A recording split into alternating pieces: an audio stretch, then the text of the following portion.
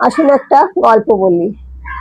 একটা ঈগলের বাচ্চা মুরগিদের সাথে বড় হচ্ছিল। সে মুরগিদের মতোই মাটির থেকে খুঁটে খাবার খেত, ছোট করে লাফাতো। কারণ সেও উঠতো না, কারণ সে তো জানতো সেও মুরগি।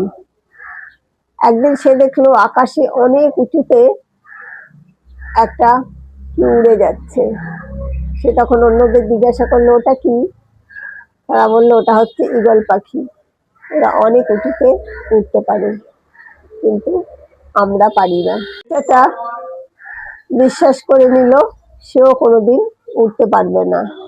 কিন্তু সত্যিটা তো হলো সে নিজেই একটা ঈগল।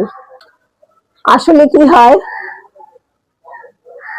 অনেক সময় আমরা নিজেদের ক্ষমতাকে ছোট করে দেখি।